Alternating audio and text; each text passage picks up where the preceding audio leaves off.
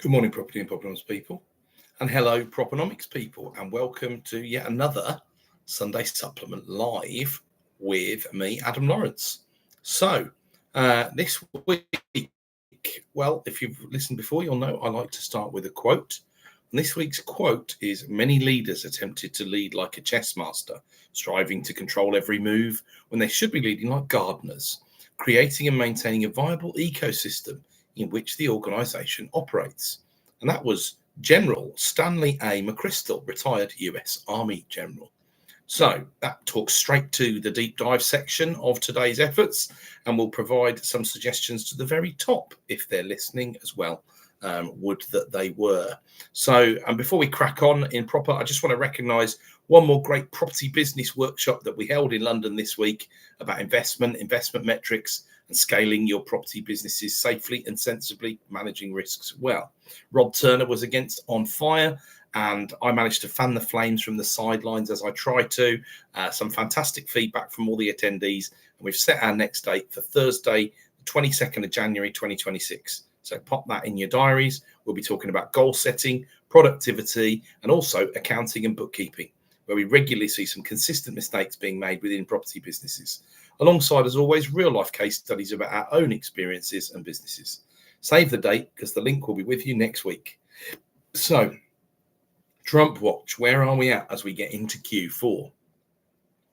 Well, the circus of the debt ceiling is the biggie this week, as markets start flying blind without, for example, the September payroll data. The technical line is that the visibility gap complicates rate path assumptions. Black market data must have its own market here, I tell you. The manufacturing ISM numbers in the States were 49.1, so that's contracting, not as badly as the UK numbers, mind. Tariffs got some very chunky numbers in, though, topping up tax revenue by 62.6 billion, lifting it from the margins of businesses and the pockets of consumers, in variable ratios depending on the end products. We're a month or so away from the first arguments being heard in the Supreme Court about the tariffs. The number is around $1,300 per household in terms of estimated costs on the consumer side this year. But they've raised plenty of revenue, of course. Traded volumes were down on future interest rate cuts, but the lean is still towards one more cut this year by the Fed, which has been the case for a good month or so anyway. As you'd expect, the conviction in that decision is down, but there's been no reason to change direction because there's no data, right? Large-scale workforce cuts on non-statutory government departments are what's been floated. Doge rides on as the Senate failed to advance competing bills around funding. As you'd expect, Mr. Trump has been accused of leveraging the shutdown. Now, if there's one thing he's a master of, it's leverage, let's face it. Not necessarily with great consequences for everybody, mind, but usually with great consequences for him. There were $187 million in cuts to counter-terror grants in New York, which was U-turned in the same week as there was major Republican blowback. But it was a quieter week, all in all, stateside. And my favourite piece of rhetoric this week was, AI writes good, maybe better than fake news, which was the Donald's response to the leak of an internal memo showing that his comms team have used GPT-based drafting for recent rally remarks. It was also a proposed Trump Liberty Tower slid into planning in New York without city consultation. Straight to court first of all, then. I guess he knows the system that well. That's how he feels he needs to play it because it's going there one way or another. So why not go straight to court? Inevitably, it's a commercial decision because that's faster. What a world we live in. And then a lettuce placed outside the Treasury also caught my eye in the US this week. It had a little mini Make America Great Again hat on and a sign saying still outlasting fiscal policy. A comment on the number of changes this year that will no doubt continue, particularly when it comes to tariffs. Of course, there have been over 150 different tariff policy announcements made this year. So the lettuce has gone international. Okay, over the pond then, back to our real-time UK property market. Chris Watkin delivers as always. Week 38 is in the can. Listings 35,300. That was the last full week of September because remember we run about a week behind on those. And we still have 10% more stock than the average market. 1.38 million homes listed for sale this year so far already, and a quarter yet to go. 10.5% ahead of the 9-year average, but we're still creeping back towards the 2024 listing number. We're only 2.6% ahead of 2024's number at this stage now. And then price reductions, 25,000, right? for the week. So in August, we only had 11.1% of reductions. We will have more data next week. We've had over 100,000 price reductions in the last month. So if you're telling me you can't find a deal, just get on with it. You'll get there in the end. There's over 100,000 houses on the market that have been reduced in the last month, let alone in the last 6 months, right? There'll be hundreds of thousands of those still there. And then 25,000 homes sold subject to contract, healthy enough. The year average is 26.1k. And on average, this week, week 38, prints 24,800 over the past 9 years. So we're about healthy enough, really, which is the sort of thing that I've been saying. The demand side is pretty functional. There's some more stuff on that later. Sold subjects are up 5.6 year on year. And as we said, the listings are up 2.6. So a bit more healthy market than 2024, a bit more intention to transact is what I've been saying. And then we had 736,333 homes on the market as we went into September. Be interesting to see whether that number's up or down for October. It's usually been a bit of a clear out for August. So normally a net listing month, September, so you'd expect it to go upwards. I'm watching this trend closely because that's sort of over 700k number. It really is a lot of homes on the market. You expect a functional market to be more like sort of 650-ish, and anything under 600 is tending towards the seller's market a bit more. And, we were below 500 in the 2021s of the world, but of course the pandemic did create this artificial shutdown situation. So we don't need to read too much into that, but we do know the market was absolutely white hot at that point in time. End of August 24, there was 710,000 on the market. So that's how it compares year on year, about 25,000 more than the year before. But 2024 was a glut of listings year, as I say. When we look more into 10-year historical context, I think that's a more relevant number. And then still, just for one last time, reporting on August's sales per square foot, that normally is a pretty good predictor around August time of roughly where we end up at the end of the year. And we're only 1.4% up year on year and only 14.25% up on August 2020. So much calmer, especially that second number, than most of the numbers show in general. It's usually a blend between sort of July and August number and then expands out a bit. There's a lot of correlation, 92% correlation between that sold subject to contract per square foot number and the land reg 5 months hence. So a loose description of where we move out for December 2025. But let's see. And as it's August, I'm always a little bit more cautious as well. Fall throughs printed 24.6, very, very close to the long-term average of 24.2. Nothing massive. Net sales just under 19,000 for the week.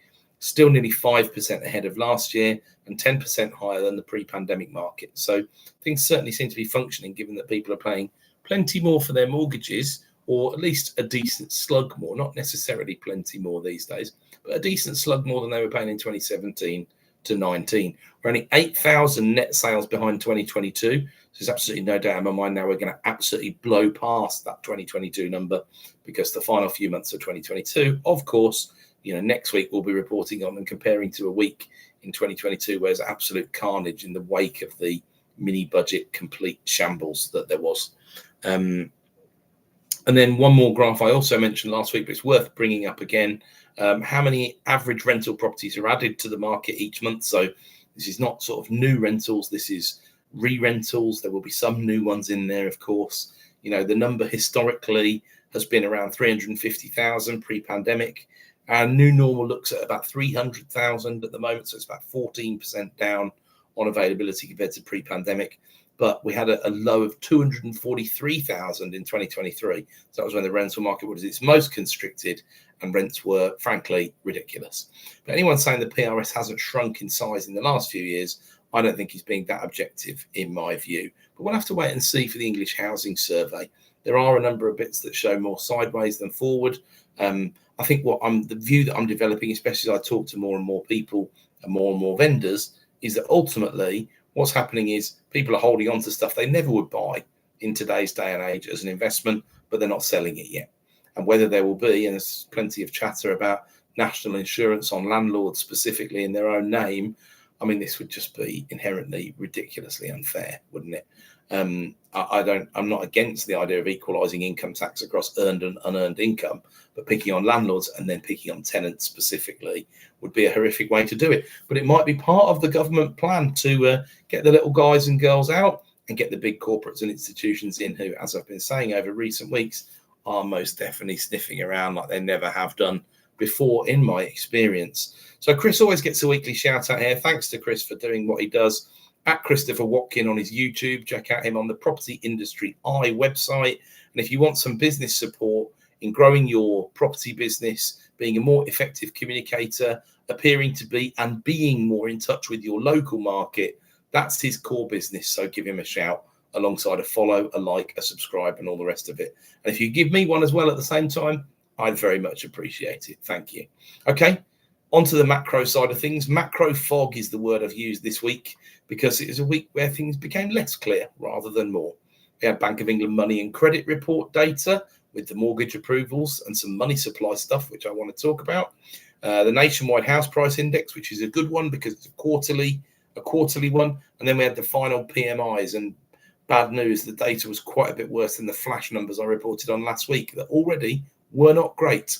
And then in position 4, we know it's the gilts and swaps. So money and credit report, business as usual, pretty much month on month. But August didn't break any patterns. We still had about 65,000 mortgage approvals that month, so it certainly wasn't quiet in terms of that side of things. We were down like 500 on the month, 64,700. I wouldn't read anything into that. Remortgages staying as they've been in the high 30,000s, printing 37,900. That was 900 down month on month. Now that only counts, remember, it only counts people who remortgage by moving lender. It doesn't count product transfers. So that's an important distinction to draw. Large businesses borrowed 8.6% more year on year than they did the 12 months before. Small businesses borrowed 1.2% more. And that's the best print for 4 years. So SMEs have just not been in a position, not been able to borrow. You could argue as well with bounce back loans and the likes, they meant more, C-bills, coronavirus business interruption loan scheme. That stuff maybe had more impact in the small business arena than in the large business arena. So there would be an argument for that. But of course, lots of those loans have expired by now, although many bounce back loans have been drawn out for the 10 years, of course. So still good to see, although it's a bit paltry, really. I like the effective interest rate. I like to draw that out of this report.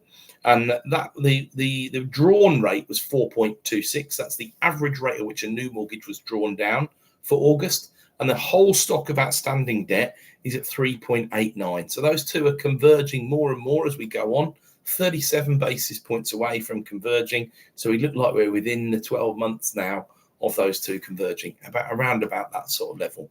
And that's the market thinks, in terms of base rate bottoms, we're at either 3.75 or 3.5 in a year's time. That's the current prevailing wisdom from the financial markets.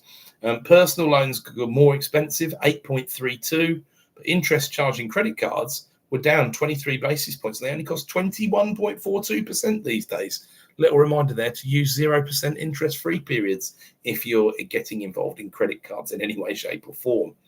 Household deposits went up by 5.4 billion on the month. They were up 7.1 billion in July. So it just shows you how much households grow their stock of wealth and savings every month into instant access accounts and ISAs in a nearly 50-50 range as it goes.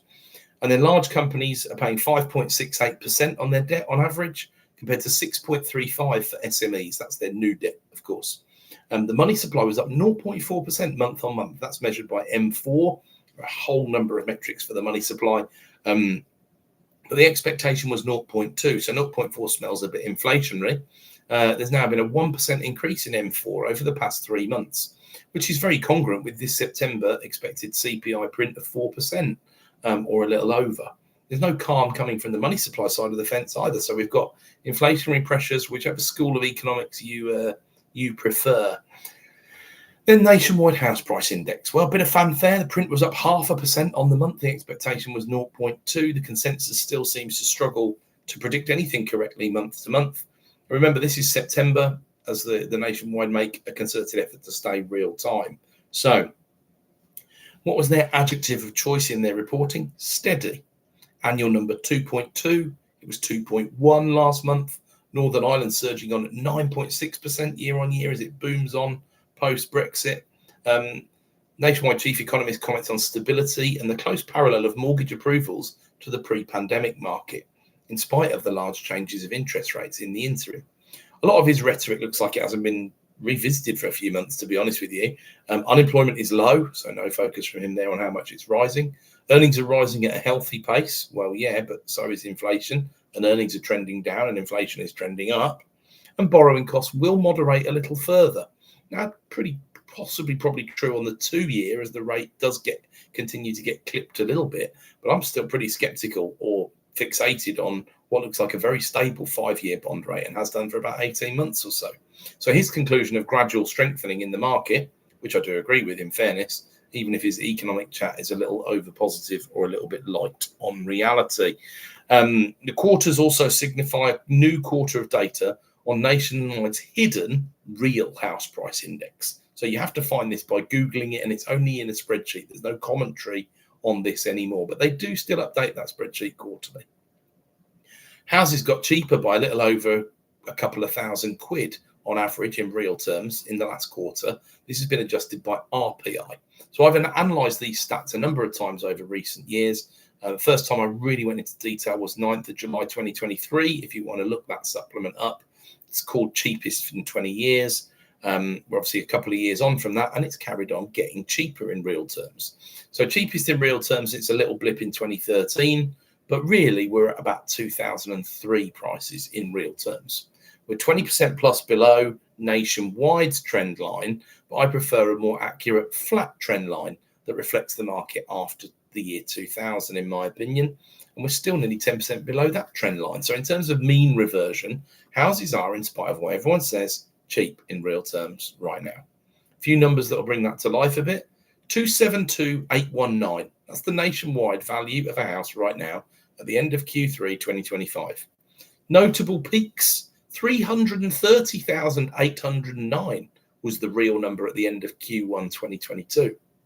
Inflation was so high that was down to 300,930 by the end of Q4 2022. So only in 9 months, it went down 10% in real terms. Incredible.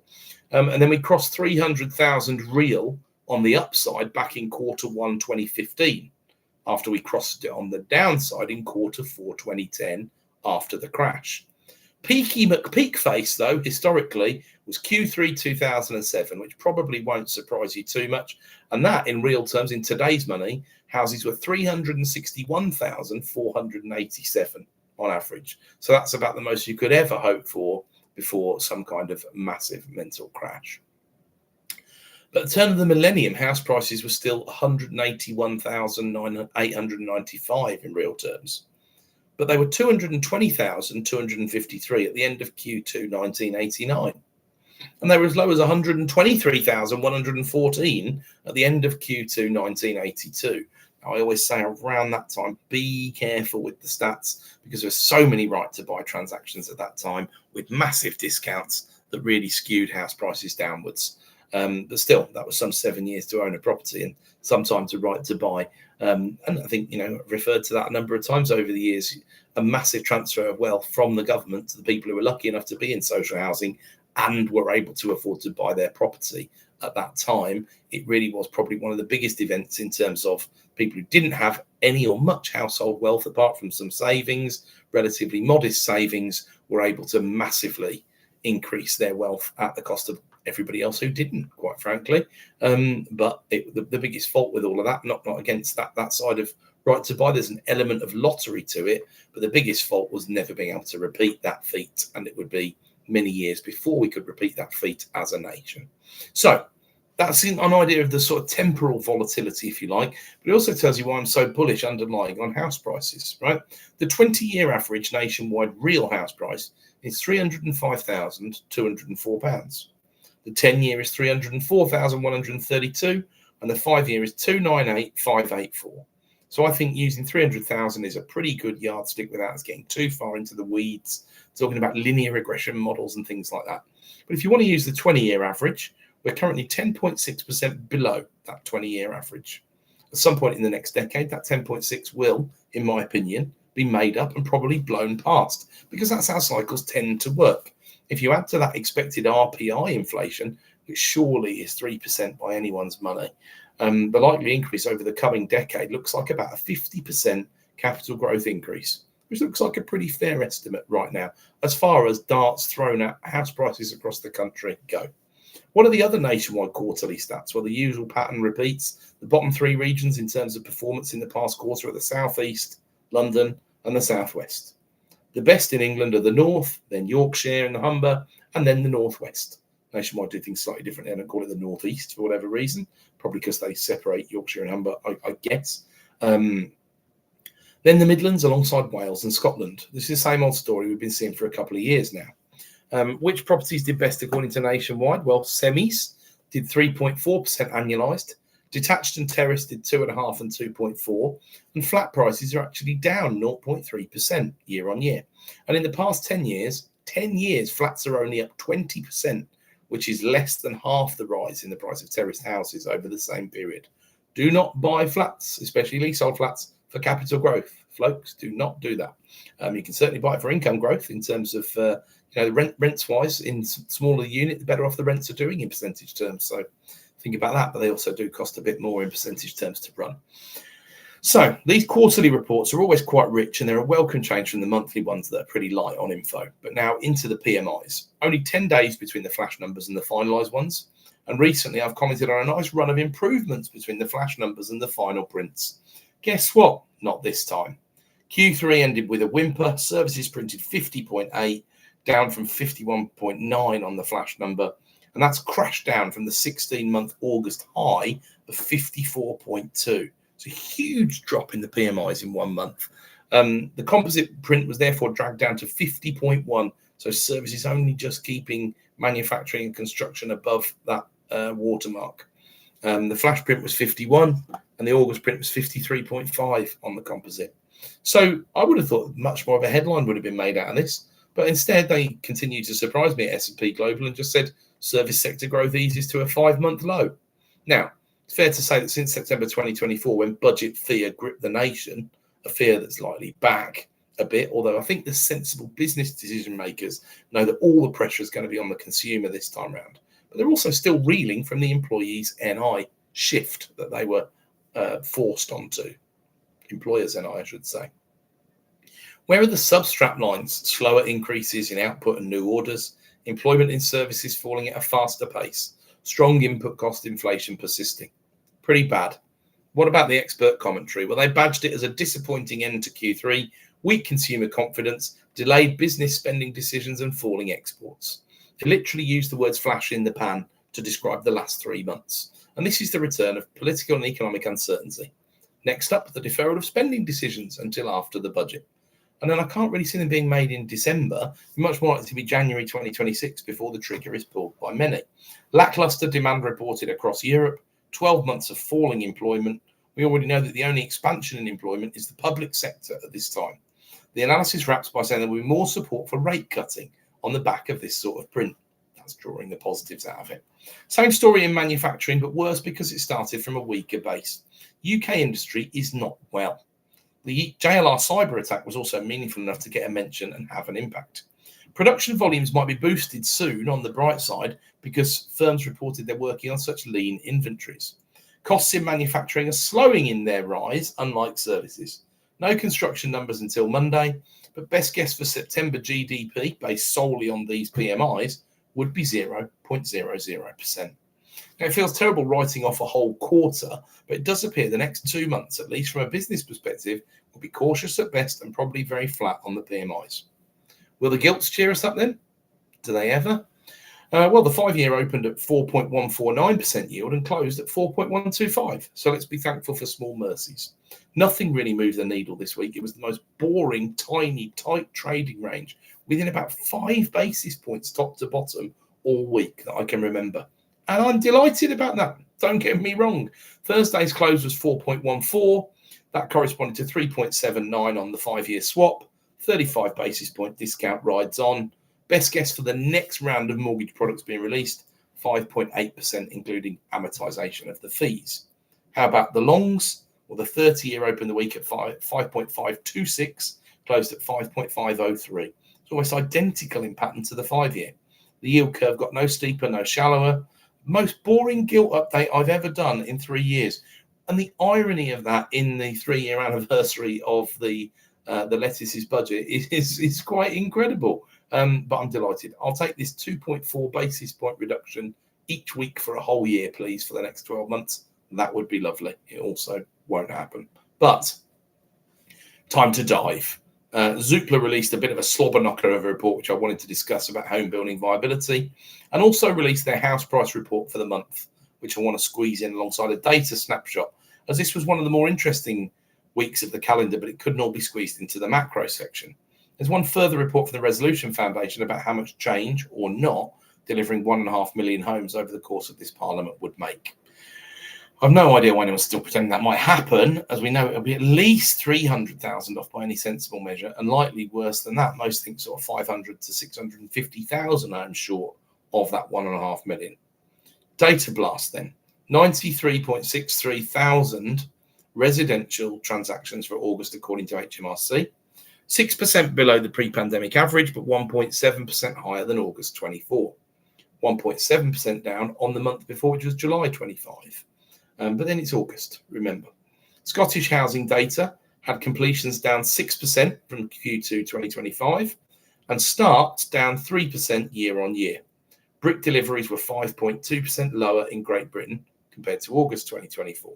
So certainly things have not picked up yet in terms of production value, or in Scotland, even in planning. Some more Scottish data as well, because they have the Scottish Landlord Register, of course, which is helpful for a bit more clarity of data. Registered properties to let in Scotland, they're down 0.9% since March this year, which was the recent peak, and the number of registered landlords is down 1.8% over that time period. Registered landlords are down 3.1% since the data series began in January 2022 in Scotland. The number of properties to let are actually up 2.5% over that same period, but they're down in 2025. So Scottish landlords did have 1.42 properties per registered landlord. Now they're at 1.5. You can see what the trend is there. Ultimately, smaller landlords are getting out of the game. But that's the actual data. We don't have that level of granularity of data in England as yet, because we don't have the nationwide licensing scheme apart from anything else. But don't worry, that's coming in the Renters' Rights Bill, of course, or the Renters' Rights Act, as it will be. Zoopla's price index, houses up 1.4% year on year for August 25, but some interesting stratification from Zoopla here. 11% drop in buyer demand for homes over £1 million. 2.8% average price inflation for houses worth under 200,000. What else do they see? Stable mortgage rates now, a widening in the north-south divide, advantage to the north, as it has been for a few years now. And they also find the time to blame the speculation about the budget for a worsening of activity in the £500,000 plus section. And I think this is a solid argument. Talking about changing tax around houses at 500,000 or above is going to affect demand, at least until people see what happens. The easiest thing in the world to do is nothing. It's just to wait, right? Unless you really need to move. So why wouldn't you wait until 2026? Anyway, stock levels are 20% higher than the average agent from 2023 and 8% up year on year. Demand for properties over 500k is down 4%. Sellers are not bothering listing a lot of this sort of stock either. Listings are down 9% on £1 million plus properties and 7% down on £500,000 plus properties. And this is why London and the South East are performing so poorly, of course. But you get what you get all the time in these situations. It's not a huge number of transactions that drastically reduce prices. People just don't transact, right? They just wait, and they wait for a bit of a recovery, wait for a better time, wait another year, wait another 2 years, etc., etc. So Zoopla has, of all the major indices that are ever published, been the most bearish about the quantum of house price rises. They've undercooked the ONS numbers by about 1 percentage point a year, roughly. But this might just be a compression between Zoopla asking prices and prices achieved, of course. We can't really measure that. Zoopla are kind of quite keen to point out they try not to talk about asking prices, but they absolutely are. Rightmove are much clearer about the fact they talk about asking prices. Zoopla, it's a bit of a muddy water, actually. It'd be much better if they did have clarity over the fact they're only discussing asking prices here. But of course, that might be consistent. That sort of Zoopla squeeze, or that asking price squeeze over the past 4 or 5 years, certainly since the market got cooler in 2022, might well be that is kind of how it's played out, right? So their 1.4% house rise breaks back to less than 0.5% in the south and 7.9% in Northern Ireland. Their best performing region in England is the northwest at 3.1%. Stamp is a drag on pricing. Well, of course it is. When taxes go up, the pie is being redistributed towards the government, and the difference is most certainly there, although it would be fractions of a percentage point. That drag plays out more in southern England as well, so it has not helped as affordability has been hit harder with higher, more normalised rates in the south than it has in the north. Where local markets average over 500k, prices are barely moving at all. And if you break the data down, the usual pattern is emerging. It isn't so much that prices aren't moving, as I've said already. People are not putting stuff up for sale. They won't sell at a discount, so they just don't trade. They don't need to move, right? They don't need to move that much. When you get to the individual postcode areas, what's doing well? Some cheaper areas of Scotland, Oldham, and then what's doing badly? A fair few areas of the southwest as it goes, alongside London, while Bournemouth tops the list of asking price cuts. First time I remember Bournemouth being at the bottom of that list for a long time. First time I remember anyone but Aberdeen being at the bottom of that list for many, many years, actually, to be honest with you. But there's no doubt in Zoopla's mind, and I'd agree with them, that double council tax for second homes is causing a big shift in attitude and behaviour. And there's a sideways reference to the mortgage affordability rule clarification from earlier in the year that cites, Zoopla say, homeowners borrowing 20% more than 6 months ago on the same mortgage rate. Well, this is a seismic shift. I mean, that's bigger than what I was suggesting and analysing. You know, the averages from the big banks were coming out about 28k more on an average loan of about 200k, which is obviously about 14%. They're saying 20%. I don't know where they got the figure from, but absolutely massive difference. And one thing you know about people who want to borrow money, especially motivated people like first-time buyers, if you lend them more, they'll take it. We've learned that lesson many, many times before, right? What's at the top of the English cities? 3.7% for Liverpool, 2.7% for Manchester. And then onto, from this report to their bombshell report on viability of house building.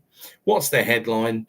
It's unviable to build houses across 48% of the country, and it's challenging across basically 2/3 of it, 64%.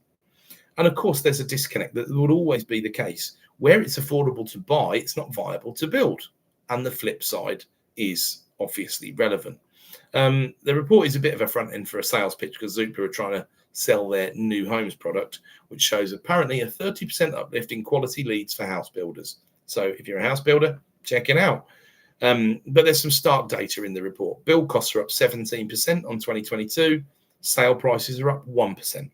Taylor Wimpey, a company that historically works on 1 sale per week per site, and in more recent years have come to accept 0.8 is more palatable. But when I looked in 2019 and in 2021, they achieved over 0.9 sales per week. You wouldn't really count 2020 because of the disruption, let's face it. But they've been achieving 0.65 sales per site per week on new builds in the past 9 weeks, which is down from 0.7 a week last year for the prevailing period, 0.64 excluding bulk deals.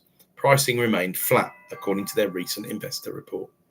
Year to date, the rate looks a bit better, 0.74 per week compared to 0.72 per week for the whole of 2024, but they are still knocking 10% slower than they used to be in new money.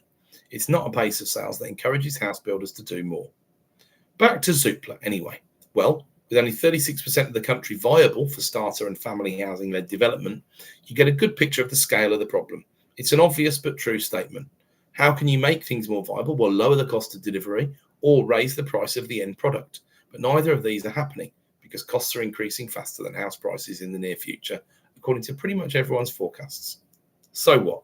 Well, Zoopla tells us what many have been saying since the start of the government's rhetoric, which has now become build, baby, build under Steve Reed. Planning reforms help, but on their own, they're not enough to boost supply. They also drop the truth bomb that higher prices aren't the answer either. Meeting targets means new build doubling its market share of sales. Higher viability via higher prices just prices out more buyers. They mentioned that land values have softened and builder margins have narrowed, but the regulatory and policy costs are set to keep rising. Please take note, Mr. Reed.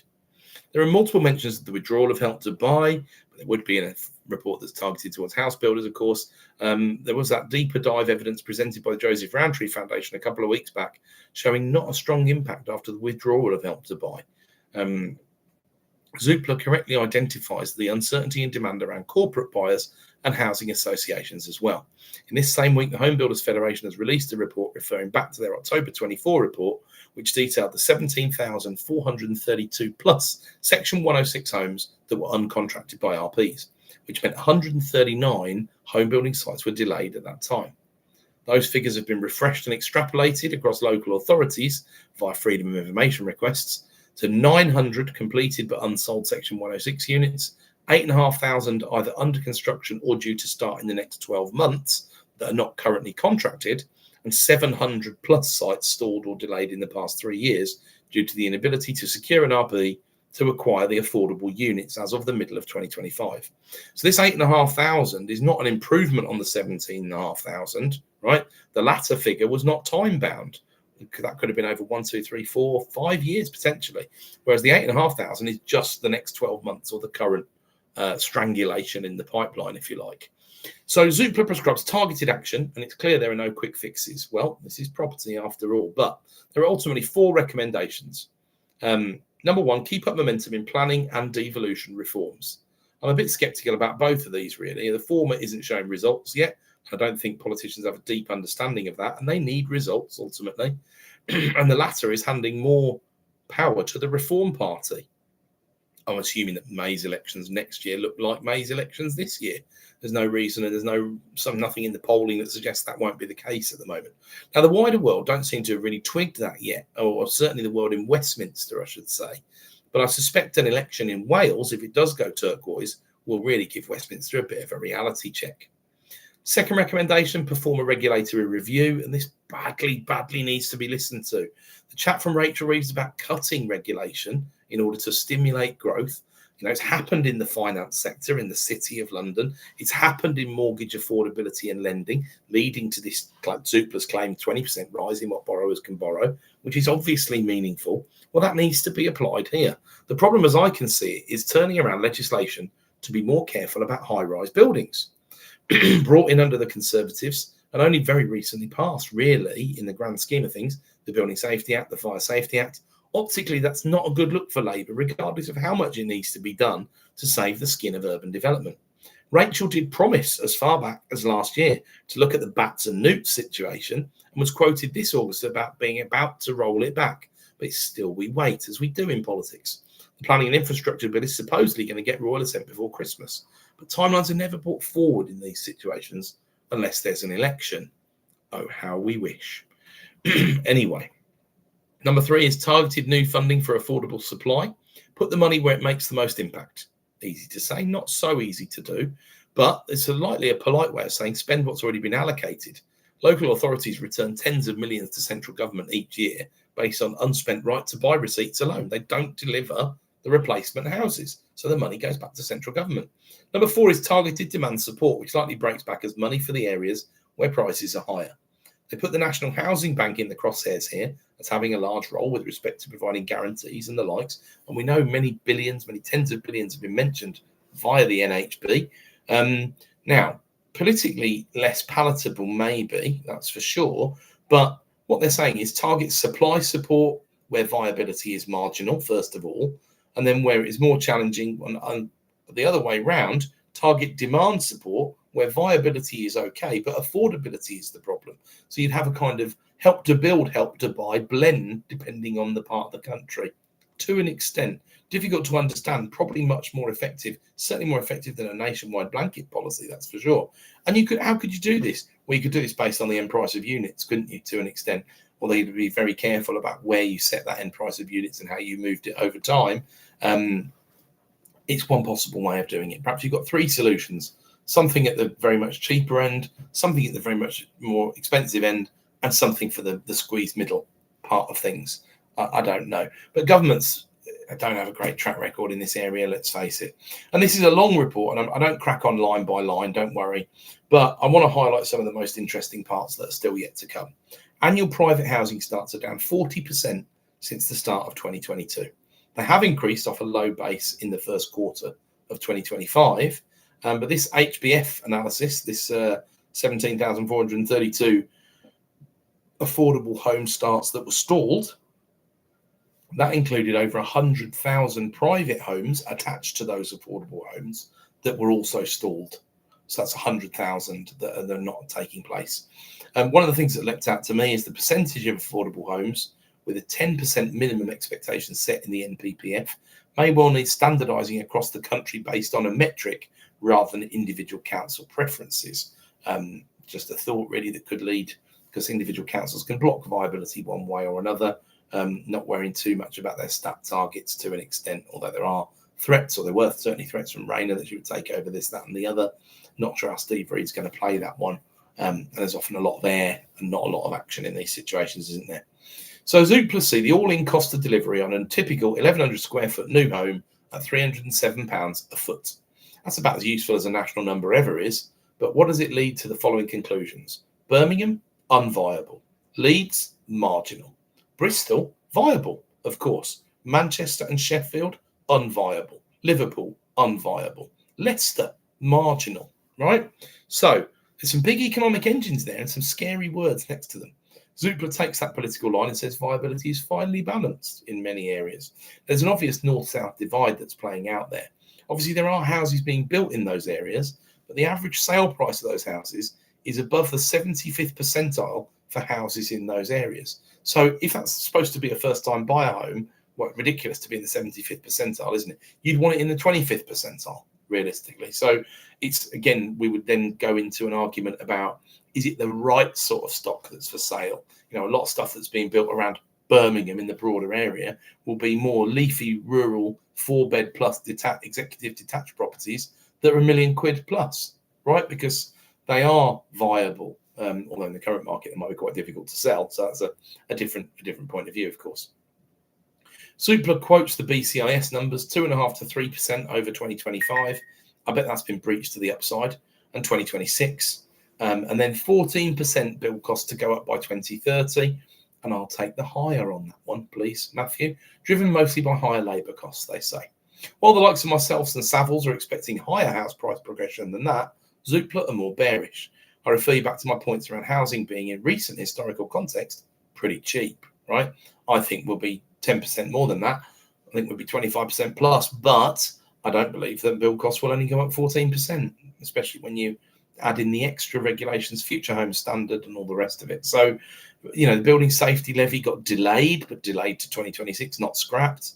It's helped a very small amount. The future home standard, you know, the press impact here was all future homes will have solar. It's going to cost more in percentage terms in a cheaper area. In fact, it's £8,000 to the price of a house, right? If that in value is 200 grand versus 600 grand, it's self-evident that it's 3 times the percentage cost increase in a build, right? You know, they say 10% drops, Zoopla do. They've got their data says on greenfield land values since 2022.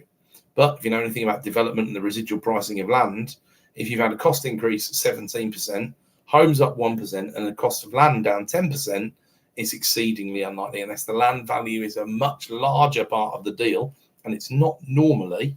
10% is likely nowhere near enough of a haircut on stuff like that.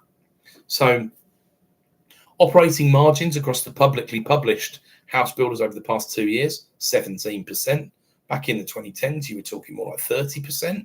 Long run targets are 20%, right? Zoopla argues higher prices are not the answer, but that's only a couple of breaths after pointing out that prices haven't moved in the past few years on new builds, and that hasn't helped. It's a fine balance, but I see their point. Don't target price repair, but it will happen and it won't be a negative factor. Zoopla sees 1 to 3% house price inflation in the near term and 1.1 to 1.2 million sales per year, which is pretty functional. And they're always bearish on house price inflation anyway. They do point out in their conclusion that the demand is there from both renters and buyers, and they believe they've laid out from a strategic perspective what needs to be done in order to achieve the goal. Now, all in all, I'd say this is a pretty good report, which I hope has the eyes and the attention of the Secretary of State for Housing. Now, the final one I wanted to look at this week was the Resolution Foundation's Q3 Housing Outlook. They look at the 1.5 million homes claim without saying what we all know isn't happening, and look at the impact. Their conclusion, a real step change, but not a game changer, which is self-evident, really. If you think 300,000 new households in a nation of over 30 million households would only be 1%, and 150,000 new households, much closer to the real number, in the incoming years is only 0.5%. I'm not sure whether there's a mature developed economy anywhere in the world where this wouldn't be the case, to be honest. But remember, there are some surprising figures out there, albeit rounded to the nearest percentage point. Population in the UK was up 7% 2013 to 2023, whereas the number of homes was up by 9%. Most people would deny that was the case or would expect it was the other way around. However, those figures run to the fiscal year 2023, end of March 2023, and obviously since then there's been the very largest net migration figures the country has ever seen, alongside a massive slowdown in building since the 2022 budget. So ResF tells us that the 300,000 homes per year for the next 5 years would only stop the downward trend and only get us back to where we were in 2021. 10 years would make a difference. So that'd be 3 million homes in the next decade. We'd move from 535 homes per 1,000 adults to 554 homes per 1,000 adults. Now, I know what you're thinking. It won't happen. And I'm inclined to agree, of course. There's years of repair coming to the housing starts and still far too many obstacles in the way. And things like the future home standards I've already talked about just layer on more and more costs. However, if we did have a year, say 2027, where prices were up 6% nationwide, which is roughly where I'd throw a dart actually at this point in time. And there were lots of bullish forecasts then on the back of that about the next 5 years of the housing market. Money to build would appear from nowhere and flood the market, believe me. ResF liked this metric of homes per 1,000 adults. There were 88 affordable homes per 1,000 adults in 2024, an all-time low. Right to buy was the trigger for the slide, of course, and then the lack of replacement has been the killer. The £39 billion commitment to building social homes sends this number to 91 by 2034. So all it does is arrest the decline and turn it up a little bit. I wonder if ResF will consider or know just how tough urban development is at this point in time. But we'll find out. The key points they want to get home: 300,000 homes a year need to be delivered and then sustained. They recognise this is unprecedented and that we've only hit 250,000 once since 1971. But they remain positive about the National Housing Bank, which has got a huge amount of money theoretically pledged behind it, and planning reforms and council mandatory target increases. As I say, that'll be more about enforcement. And I'm sure with some hostile councils, let's say, as reform take over more and more, will they be taking things to court on that basis? We'll soon find out just how much they want to ape the Trump game, I guess would be the way to talk about it. So the graph since 1971 that ResF produces around dwelling stock per 1,000 adults is perhaps one of the least intuitive I've seen for some time. The result, what I'm saying there is the results just do not look as you would have expected them to look. And therefore, I've shared it on this week's supplement, so you can check that out on my LinkedIn or via the Property and Propenomix website as well. Thanks to James again for hosting my articles on there. But people per household has been shrinking for a long time due to societal changes, longer lifespans, shifts away from getting married, cultural shifts away from multi-generational households that we never had in a strong way really in the UK, or we haven't had for 100 years or so anyway. In the real world, I'd expect we'd be under 525 dwellings per 1,000 adults by 2030. It's almost a guarantee. It might be a good time to point out the ResF assumptions are there.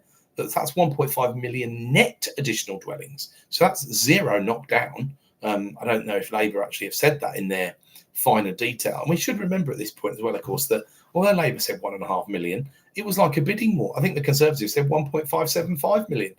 All of it was just a complete Swiss cheese, a complete lie. But you can think about this in the same way that Zoopla did when it comes to viability. What are the variables here? The number of people in the country and the number of dwellings. With far more people, because net migration figures released very recently have been tempered, of course, they're still massive from the 2023 and 2024 highs, and far fewer housing starts. There's a double bubble effect on this metric of homes per 1,000 heads. If you consider a population that went up 1.4% in 1 year alone, when it went up 7% in 10 years between 2013 and 2023, that metric alone shows you that 1 year had basically the impact of 2 years jammed together. And then ResF talk about the high number of people on local authority waiting lists. 1.3 million in 2024, the highest number since 2014, and the record high in temporary accommodation in March 2025, 131,000 households. They estimate that moving the ratio of dwellings per adult from 550 per 1,000 to 570 per 1,000 would decrease monthly rent by £34 a property.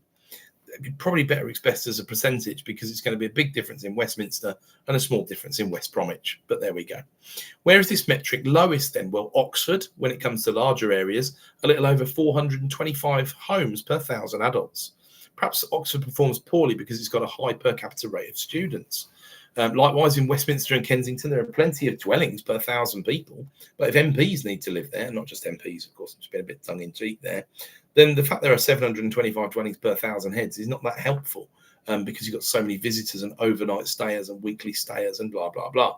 The rent correlation is pretty questionable. In reality, it's just a bit of a messy scatter graph, with the very biggest cities sitting at fewer than 500 dwellings per 1,000 heads, apart from London, but far higher rents in London, of course. So quite a lot more analysis would need to be done there to make it more meaningful, I think. Or it just would need to be more localized, and if you did it in the same way Zoopla have, in terms of looking at viable and unviable areas, that might be a good place to start. But anyway, ResF wants to push for building in the most productive areas of the country, but can't seem to decide between the cart and the horse. Their analysis on the back of this fairly weak correlation is not convincing. They end up suggesting building in areas of the country where we need to be more productive. I'm not sure that's the correct approach. We might need to be more productive first and then be building more, but it's not easy, depending if you were taking local steps at the same time to increase productivity, if it's a governmental or a high-level local authority decision. And they then come up with another conclusion that would raise eyebrows. There's more affordable housing relative to population in high-rent areas than low-rent areas. London, this is small a affordable, note. London's affordable stock ratio is 113 units per 1,000 adults, compared to the national average of 84. But London also has 20 households per 1,000, or 2%, in temporary accommodation, where the national average is 0.5. On average, 49 households per 1,000, 4.9%, are on social housing waiting lists. And then that number is 30% in Newham, and in Newham, more than 5% are in temporary accommodation. It's just mind-blowing what it's like there. Birmingham and Manchester both have 1.2% in temporary, and 10% in Bristol are on social waiting lists. Now, ResF don't touch the fact that the 1.5 million can't possibly happen by 2029, or forecast what will happen based on the more credible numbers. I haven't seen a better fist of it made by anyone yet, apart from Savills and their 840,000 estimate, which will, of course, make the current situation much worse, not better. And if the government don't listen to Zoopla or other meaningful recommendations, I'm sure they're currently busy reading reports about how to raise taxes, of course, and not spend more money, then these situations will simply have deteriorated further by the end of the decade. Now, there are always interesting considering metrics that are used in some of these think tank outputs, because this is what the government reads and what influences policy. I did have a flick through one DEMOS report, actually. I didn't include it in this week's supplement, about how and where taxes should go up. There was such a highly influential think tank during the Blair years, and I suspect they may well be being listened to a bit more by the more central members of the Labour Party at the moment. But unsurprisingly, very little thought was given to tax fairness. Tax the rich more, yawn, yawn, was popular, and there's little else to report from it. They're in favour of adding national insurance to landlords specifically, which is just so silly when it comes to the incidence of that and how it will affect tenants. But there we go.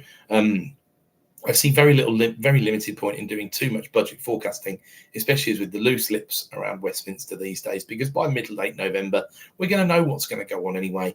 And you're not going to be doing any long-term planning in the next 7.5 weeks. If you do, you'll end up what people ended up doing last year, and selling me stuff too cheaply before the budget, worrying about your own shadow, rather than just doing what I always advocate, which is, of course, keeping calm, always listening to the supplement and carrying on. Because there's going to be more opportunities this year as we see disposals, as we get the lead up to this budget, as we see the market, a little bit stagnant. The landscape's been set for a surefire bull run. It's going to be slowish and might take a little while before getting off the ground. I feel the heat will start to come perhaps the midway of next year. Again, that's there's a bit of dark art in predicting when the real pickup might start. But as soon as it starts, then the headlines start, then the actual prints start to show that house prices are going up, and then that's when things really start to move. The money starts to mobilize, and because it's one of the last bastions of solid returns that provide a bond-style return, so important for institutional investors, there's going to be a huge appetite to get involved in resi. But slowly improving at the moment is the mantra, and then it will be a case of here we go. So thanks for listening, folks. Don't forget to keep calm and carry on. Thanks for tuning in.